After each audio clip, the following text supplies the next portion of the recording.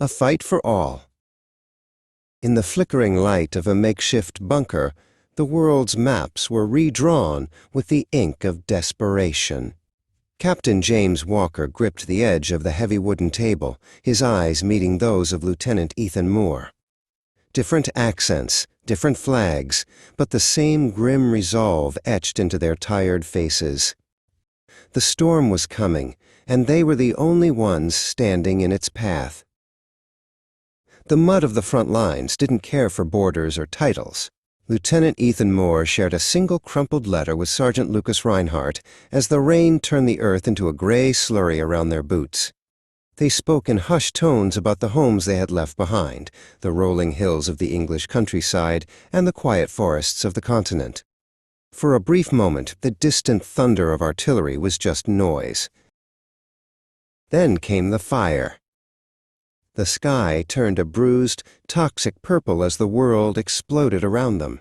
Sergeant Lucas Reinhardt dragged a wounded soldier toward the jagged remains of a stone wall, his breath coming in ragged, desperate gasps. Captain James Walker was there beside him, providing cover fire as the air filled with the whistle of lead and the cries of 1,000 lost souls. In that chaos, they weren't men from different nations. They were a single, beating heart of survival. When the smoke finally cleared, the silence was louder than the cannons. Over 1,000 lives had vanished into the earth, leaving behind a hollow ache in the world. Captain James Walker and Lieutenant Ethan Moore stood amidst the charred remains of a forest that no longer had a name. They didn't celebrate the victory. They simply stood, two pillars of grief in a landscape of ash, mourning the brothers who had paid for a peace that felt far too heavy to carry. The war ended with a signature on a paper, but for Sergeant Lucas Reinhardt, the battle simply moved inside. He returned home to a world that seemed too bright and too loud.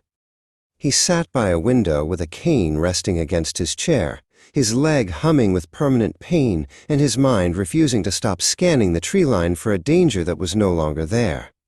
The medals on his chest felt like lead weights, reminders of the friends who remained in the mud. Captain James Walker found that the quiet of his suburban porch was the loudest place on earth. A car backfiring wasn't a mechanical fault, it was an ambush. The shadows in his hallway weren't furniture, they were ghosts. He sat in the dark, his hands shaking as he held a small, dented compass, wondering if the man who left for the war had died there, leaving only a hollow shell to walk the halls of his house. Healing didn't come from a parade or a speech, it came from a knock on the door. Lieutenant Ethan Moore traveled across the sea to find Sergeant Lucas Reinhardt. They sat together on a park bench, the vibrant green of the grass a sharp contrast to the gray memories they shared. They didn't talk about the glory or the medals. They talked about the fear, and in the sharing, the weight of the invisible scars began to lighten, just a fraction. A year later, the three men gathered before a wall of polished black stone. Captain James Walker ran his fingers over the etched names, stopping at a name he had shouted in the heat of battle. Lieutenant Ethan Moore stood beside him, his head bowed in a silent prayer. The wall didn't distinguish between the American, the Brit, or the European. In death, they were all united, a silent choir of sacrifice. Sergeant Lucas Reinhardt joined them, carrying a wreath of crimson poppies and white lilies. He and James knelt together at the base of the monument, placing the flowers against the cold stone. They were the living legacy of the fallen, the ones who had to carry the stories forward so the world wouldn't forget. The unity they had found in the trenches was now a sacred bond of memory. As the sun dipped below the horizon, casting long, golden glow over the memorial, Lieutenant Ethan Moore and Sergeant Lucas Reinhardt looked out over the peaceful valley.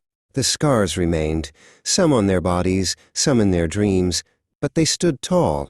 They knew now that unity was a garden that had to be tended with remembrance. Peace was a debt paid in lives, and they would spend the rest of their days being worthy of the price.